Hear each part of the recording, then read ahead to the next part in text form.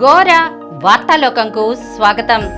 ఈనాటి ముఖ్యాంశాలు: ఆరోగ్యానికి ఆటబాట, 2 ప్రధాన లక్ష్యాలతో బెంచ్ మార్క్ల ఆడుదాం ఆంధ్ర. పతంజలి శాస్త్రికి సాహిత్య అకాడమీ పురస్కారం. రాష్ట్ర విద్యుత్ రంగంలో మరో మైలురాయి. ఆర్టీసీ బస్సు సహా 4 వాహనాల దహనం. ట్రంప్కు షాక్. కరోనా కేసుల ఉధృతి. మరో 2 ఎంపీల సస్పెన్షన్. 3 క్రిమినల్ బిల్లులకు ఆమోదం. జాతీయ క్రీడా పురస్కారాల్లో తెలుగు వెలుగులు. నెలసరి సక్రమంగా రావాలంటే ఎటువంటి ఆహారం తీసుకోవాలి? ఈరోజు వార్తలను చూద్దాం. ఆరోగ్యానికి ఆటబాట, 2 ప్రధాన లక్ష్యాలతో బెంచ్ మార్క్ల ఆడుదాం ఆంధ్ర. క్రీడా రంగంలో ఆడుదాం ఆంధ్ర కార్యక్రమాన్ని బెంచ్ మార్క్ల ప్రతిష్టాత్మకంగా నిర్వహించాలని ముఖ్యమంత్రి వైఎస్ జగన్మోహన్ రెడ్డి సూచించారు.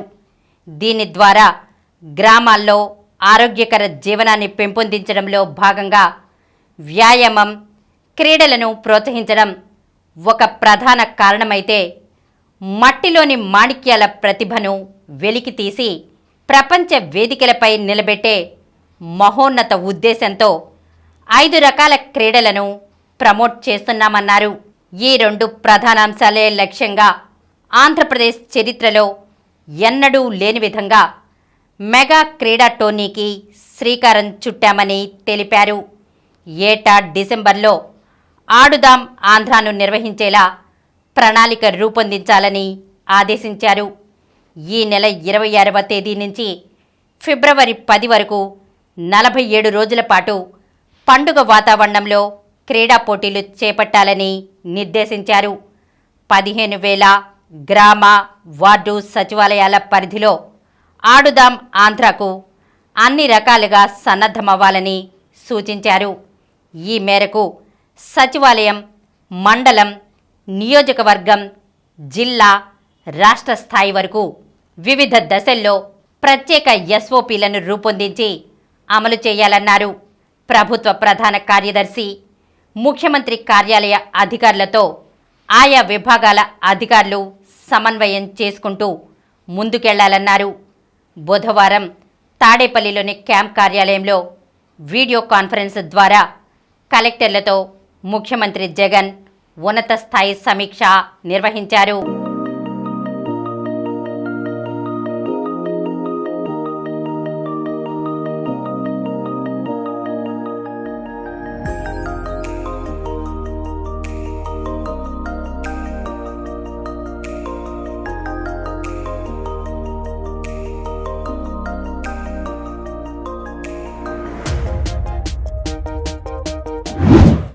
పతంజలి శాస్త్రికి సాహిత్య అకాడమీ పురస్కారం. సుప్రసిద్ధ తెలుగు రచయిత తల్లావజుల పతంజలి శాస్త్రికి 2023 సంవత్సరానికి గాను సాహిత్య అకాడమీ పురస్కారం దక్కింది. ఆయన రాసిన రామేశ్వరం కాకులు కథా సంపుటికి ఈ పురస్కారం ప్రకటించారు.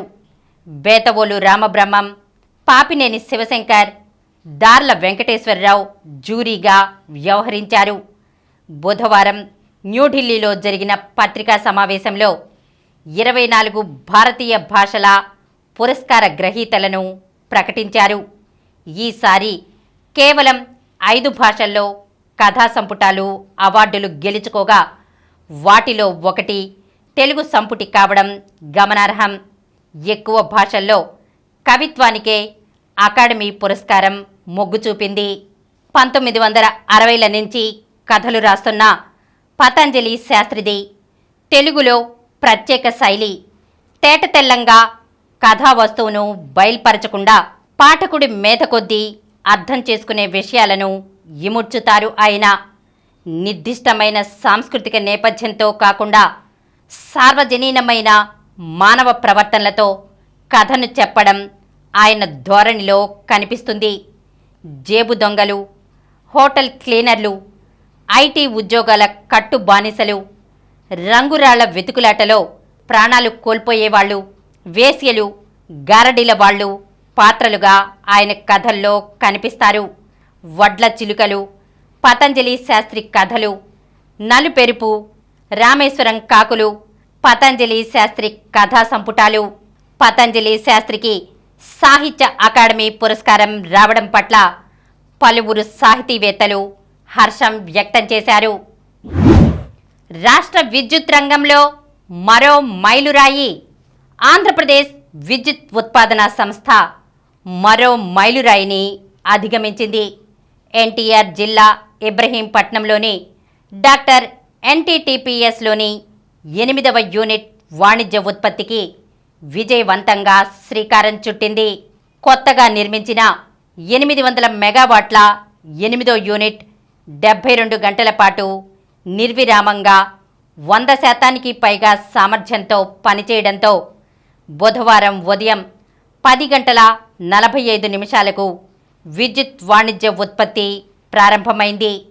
AP Genco MD, AP Transco joint managing director KVN Chakradhar Babu సమక్షంలో సంస్థ డైరెక్టర్లు, ఉన్నతాధికారులు, సిబ్బంది హర్షధ్వానాల మధ్య AP Genco, AP Transco, APPCC, AP డిస్కంల ప్రతినిధులు బుధవారం ఉదయం సిఓడి ఒప్పందంపై సంతకాలు చేశారు. ఉత్పత్తి సామర్థ్యాన్ని 1760 నుంచి 2560 మెగావాట్లకు పెంచుకుని ఏపీ జెన్కోలో డాక్టర్ ఎన్టీటీఎస్ అతిపెద్ద ఉత్పత్తి కేంద్రంగా ఆవిర్భవించింది. డాక్టర్ ఎన్టీటీపీఎస్లో స్టేజ్ 5 కింద 800 మెగావాట్ల సామర్థ్యంతో సూపర్ క్రిటికల్ టెక్నాలజీతో నిర్మించిన 8వ యూనిట్ కోవిడ్ లాంటి కష్టకాలాన్ని, అనేక సవాళ్లను అధిగమించి వాణిజ్య ఉత్పత్తి సాధించింది. ఈ సందర్భంగా సంస్థ ఎండి కేక్ కట్ చేసి కొత్త యూనిట్ నిర్మాణంలో భాగస్వాములై సేవలందించిన పలువురిని జ్ఞాపికలతో సత్కరించారు. రాష్ట్ర ప్రభుత్వం అన్ని రకాలుగా సంపూర్ణ సహాయ సహకారాలు అందించడం వల్లే 8వ యూనిట్ నిర్మాణ పనులు పూర్తి చేసి సిఓడి చేసుకోగలిగామని ఏపీ జెన్కో ఎండి చక్రధర్ బాబు చెప్పారు. సీఎం వైఎస్ జగన్మోహన్ రెడ్డి, మంత్రి పెద్దిరెడ్డి రామచంద్రారెడ్డి ప్రోత్సహించడం వల్లే ఇది సాధ్యమైందన్నారు. ఆర్టీసీ బస్సు సహా 4 వాహనాల దహనం. ఆంధ్ర, ఛత్తీస్గఢ్ సరిహద్దుల్లో బుధవారం రాత్రి మావోయిస్టులు విధ్వంసకర ఘటనలకు పాల్పడ్డారు. ఆర్టీసీ బస్సు సహా 4 వాహనాలను తగలబెట్టారు. ఈ విషయమై బస్సు డ్రైవర్లు కె సీతారాం, ఎంఎన్ బాబు డిపో అధికారులకు సమాచారం ఇచ్చారు. అల్లూరి సీతారామరాజు జిల్లా చింతూరు మండలం వీరాపురం చిడుమూరు నడుమ జాతీయ రహదారి 30పై మావోయిస్టులు ఒక కారును తగలబెట్టారు. 35 మంది ప్రయాణికులతో జగ్దల్పూర్ నుంచి విజయవాడ వెళుతున్న గన్నవరం డిపోకు చెందిన ఆర్టీసీ బస్సును 2 లారీలను ఛత్తీస్గఢ్లోని సుక్మా జిల్లా ఆసిరిగూడెం వద్ద కుంట ప్రాంతంలో దాదాపు 20 మంది మావోయిస్టులు అడ్డుకున్నారు. ప్రయాణికుల్ని కిందకు దింపి బస్సు మీద, లారీల మీద పెట్రోల్ పోసి నిప్పంటించారు. బస్సు, లారీలు కాలిపోయాయి. ట్రంప్కు షాక్. అమెరికా మాజీ అధ్యక్షుడు డొనాల్డ్ ట్రంప్కు గట్టి షాక్ తగిలింది. 2024 నవంబర్లో జరిగే అధ్యక్ష ఎన్నికల్లో పోటీ పడేందుకు ఆయన అనర్హుడంటూ కొలరాడో రాష్ట్ర సుప్రీంకోర్టు సంచలన తీర్పు వెలువరించింది. 2021లో క్యాపిటల్ హిల్పై జరిగిన దాడి ఉదంతంలో ఆయన పాత్ర ఉందని తేల్చింది. అమెరికా రాజ్యాంగంలోని 14వ సవరణ ప్రకారం ట్రంప్ను దోషిగా నిర్ధారించింది. దీని ప్రకారం ప్రభుత్వంపై, ప్రభుత్వ సంస్థలు, భవనాలపై దాడిలో పాల్గొనే అధికారులు భవిష్యత్తులో ప్రభుత్వ పదవులు చేపట్టడానికి అనర్హులు. కాకపోతే అధ్యక్ష అభ్యర్థిని ఈ సెక్షన్ కింద పోటీకి అనర్హుడిగా ప్రకటించడం అమెరికా చరిత్రలో ఇదే తొలిసారి. ఈ తీర్పు కొలరాడో రాష్ట్రం వరకే వర్తిస్తుంది. తీర్పు నేపథ్యంలో కొలరాడోలో రిపబ్లిక్ పార్టీ అధ్యక్ష అభ్యర్థి ఎన్నికల్లో ట్రంప్ పోటీ చేయకుండా కోర్టు అనర్హత వేటు వేసింది. ప్రైమరీ బ్యాలెట్ పేపర్ల నుంచి ఆయన పేరును తొలగించాలని ఆదేశించింది. కరోనా కేసుల ఉధృతి. దేశవ్యాప్తంగా కరోనా కేసుల సంఖ్య మళ్లీ పెరుగుతోంది. గత 24 గంటల వ్యవధిలో ఏకంగా 614 కొత్త కేసులు నమోదయ్యాయి. మే 21వ తేదీ తర్వాత ఒక్క రోజులో ఇంతగా కొత్త కేసులు నమోదవడం ఇదే తొలిసారి కావడం గమనార్హం. గత 24 గంటల్లో కేరళలో 3 కోవిడ్తో కన్నుమూశారు. భారత్లో కొత్తగా వెలుగుచూసిన JN1 ఉపరకం వైరస్ కేసులు ప్రస్తుతం 3 రాష్ట్రాల్లో 21 నమోదయ్యాయని నీతి ఆయోగ్ సభ్యుడు డాక్టర్ వికే పాల్ చెప్పారు. ఈ వైరస్ సోకిన వారు 92% వరకు ఇంటి వద్దే చికిత్స పొందుతున్నారని ఆయన వెల్లడించారు. ప్రస్తుతం దేశవ్యాప్తంగా యాక్టివ్ కేసుల సంఖ్య 2311కు పెరిగిందని కేంద్ర ఆరోగ్య శాఖ బుధవారం ఉదయం వెల్లడించింది. కేరళ, మహారాష్ట్ర, జార్ఖండ్, కర్ణాటకల్లో రోజువారీ కేసుల సంఖ్యలో మరింత పెరుగుదల కనిపించింది. మరో 2 ఎంపీల సస్పెన్షన్. భద్రతా వైఫల్యంపై ప్రభుత్వాన్ని నిలదీస్తూ ప్లకార్డులు ప్రదర్శించడం, నినాదాలు చేయడంతో బుధవారం లోక్సభలో 2 విపక్ష ఎంపీలపై సస్పెన్షన్ వేటు పడింది. కేరళ కాంగ్రెస్ సభ్యుడు థామస్ చెలికాదన్, సిపిఎం సభ్యుడు ఏఎం ఆరిఫ్ను సభ నుంచి ఈ సెషన్లో మిగిలిన కాలమంతా సస్పెండ్ చేస్తున్నట్లు స్పీకర్ ప్రకటించారు. దీంతో ప్రస్తుత శీతాకాల సమావేశాల్లో పార్లమెంట్ నుంచి సస్పెండ్ అయిన విపక్ష ఎంపీల సంఖ్య 143కు చేరుకుంది. లోక్సభ నుంచి 97 మంది, రాజ్యసభ నుంచి 46 మంది సస్పెండ్ అయ్యారు. 3 క్రిమినల్ బిల్లులకు ఆమోదం. బ్రిటిష్ వలస పాలకుల హయాం నాటి క్రిమినల్ చట్టాల స్థానంలో కేంద్ర ప్రభుత్వం తీసుకొస్తున్న 3 కీలక బిల్లులను లోక్సభలో బుధవారం మూజువాణి ఓటుతో ఆమోదించారు. భారతీయ న్యాయ సంహిత బిల్లు, భారతీయ నాగరిక సురక్షా సంహిత బిల్లు, భారతీయ సాక్ష్య బిల్లును కేంద్ర హోంశాఖ మంత్రి అమిత్ షా గత వారం లోక్సభలో ప్రవేశపెట్టారు. Penal code 1860, code of criminal procedure act 1898, Indian evidence act 1872 స్థానంలో ఈ 3 బిల్లులను తీసుకొచ్చారు. లోక్సభలో ఈ బిల్లులపై బుధవారం చర్చ జరిగింది. సమగ్రమైన సంప్రదింపులు, భాగస్వామ్య పక్షాల నుంచి అభిప్రాయ సేకరణ తర్వాతే 3 బిల్లులను సిద్ధం చేసినట్లు అమిత్ షా చెప్పారు. ముసాయిదా బిల్లుల్లో ప్రతి కామా, ఫుల్ స్టాప్ను కూడా క్షుణ్ణంగా పరిశీలించినట్లు తెలిపారు. మన దేశంలో ప్రస్తుతం అమల్లో ఉన్న క్రిమినల్ చట్టాలు బ్రిటిష్ వలస పాలకుల ఆలోచన ధోరణిని ప్రతిబింబిస్తున్నాయని పేర్కొన్నారు. అవి ప్రజలకు శిక్షలు, జరిమానాలు తప్ప న్యాయం చేకూర్చేలా లేవని చెప్పారు. భారతీయ ఆలోచన ధోరణికి అనుగుణంగా న్యాయం చేకూర్చే వ్యవస్థను నెలకొల్పడానికి 3 కొత్త బిల్లులకు రూపకల్పన చేసినట్లు అమిత్ షా ఉద్ఘాటించారు. జాతీయ క్రీడా పురస్కారాల్లో తెలుగు వెలుగులు. కొన్నేళ్లుగా అంతర్జాతీయ స్థాయిలో నిలకడగా రాణిస్తున్న భారత badminton double stars Satwik Sairaj, Chirag శెట్టిలకు దేశ అత్యున్నత క్రీడా పురస్కారం ధ్యాన్చంద్ ఖేల్ రత్న లభించింది.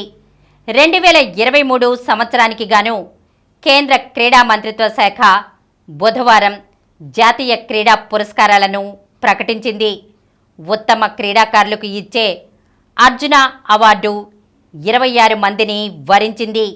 ఉత్తమ కోచ్లకు అందించే ద్రోణాచార్య అవార్డును రెగ్యులర్ విభాగంలో 5గురికి, లైఫ్ టైం విభాగంలో 3గురికి ప్రకటించారు.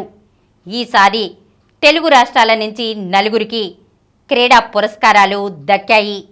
ఆంధ్రప్రదేశ్కు చెందిన 23 ఏళ్ల రంకిరెడ్డి సాత్విక్ సాయిరాజ్ ఖేల్ రత్న అందుకోనుండగా, ఆంధ్రప్రదేశ్కు చెందిన అజయ్ కుమార్ రెడ్డి అర్జున పురస్కారం పొందారు.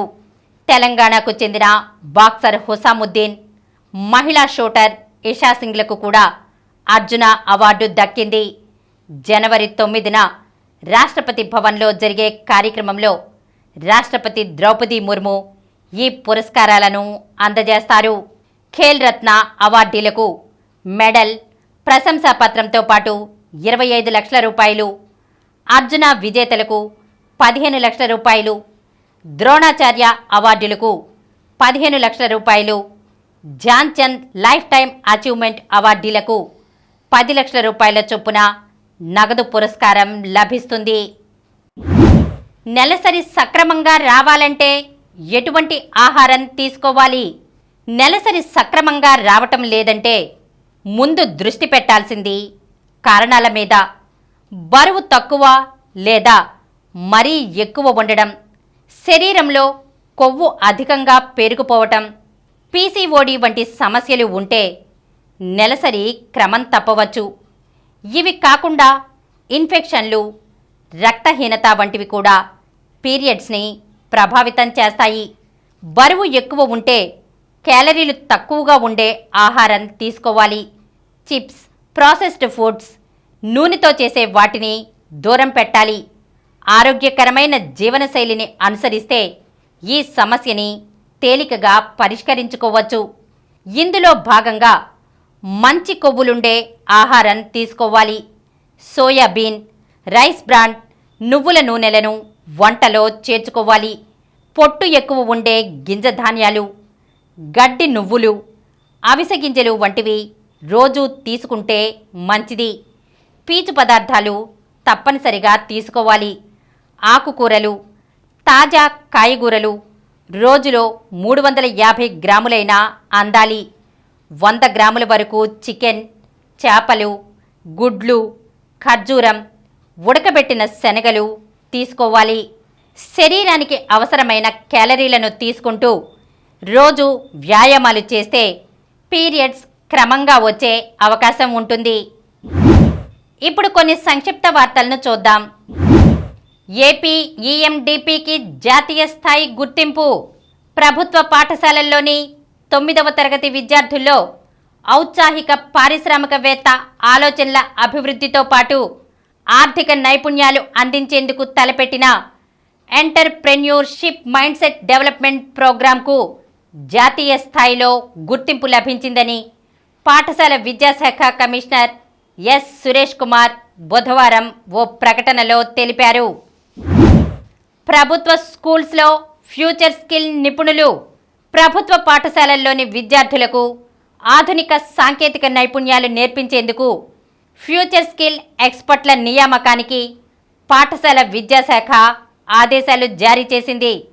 రాష్ట్రంలోని 6,790 ఉన్నత పాఠశాలల్లో వీరిని నియమించాలని విద్యాశాఖ ముఖ్య కార్యదర్శి ప్రవీణ్ ప్రకాష్ బుధవారం ఉత్తర్వులు జారీ చేశారు.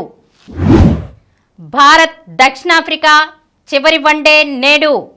సఫారీ గడ్డపై రెండోసారి వన్డే సిరీస్ సాధించాలనే లక్ష్యంతో నేడు దక్షిణాఫ్రికాతో జరిగే చివరిదైన 3వ మ్యాచ్లో భారత్ బరిలోకి దిగనుంది. కేఎల్ రాహుల్ నాయకత్వంలోని టీమిండియా తొలి వన్డేలో ఘన విజయం సాధించిన రెండో వన్డేలో మాత్రం తడబడింది. 3వ మ్యాచ్లో భారత్ గెలవాలంటే సమిష్టిగా రాణించాల్సిన అవసరం ఉంది. ఆస్ట్రేలియాతో భారత మహిళల ఏకైక టెస్ట్ నేటి నుంచే. Kiwis day series. సౌమ్య సర్కార్ భారీ సెంచరీ సాధించిన బంగ్లాదేశ్కు ఓటమి తప్పలేదు. ఆతిథ్య న్యూజిలాండ్ వరుసగా రెండో వన్డేలో విజయం సాధించి మరో మ్యాచ్ ఉండగానే వన్డే సిరీస్ను సొంతం చేసుకుంది. కివీస్ 7 వికెట్ల తేడాతో మ్యాచ్ నెగ్గింది. జైపూర్ జోరు. జైపూర్కు అదిరే విజయం. అర్జున్ దేశ్వాల్ వరుసగా 3వ మ్యాచ్లో సూపర్ 10తో మెరవడంతో బుధవారం జైపూర్ పింక్ పాంథర్స్ 41-24తో యూపీ యోధాస్ను చిత్తు చేసింది. మరో మ్యాచ్లో పుణెరి పల్టాన్ 43-18తో బెంగళూరు బుల్స్పై విజయం సాధించింది.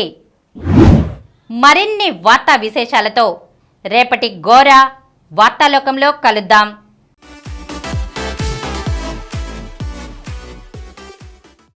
ప్రతిరోజు వార్తా విశేషాల కోసం అనతి కాలంలోనే 20 కోట్ల వ్యూస్కు చేరువలో ఉన్న డాక్టర్ సమరం మల్టీ ఛానల్ నెట్వర్క్ సమర్పించు గోరా వార్తాలోకంకు సబ్స్క్రైబ్ చేయండి, లైక్ చేయండి, మీ ఫ్రెండ్స్కి షేర్ చేయండి. అలాగే ప్రక్కనున్న గంట సింబల్ని ప్రెస్ చేయడం మర్చిపోకండి. Please download Samaram multi-channel app and watch your favorite channels from your mobile. App available on Google Play Store and subscribe to the channels.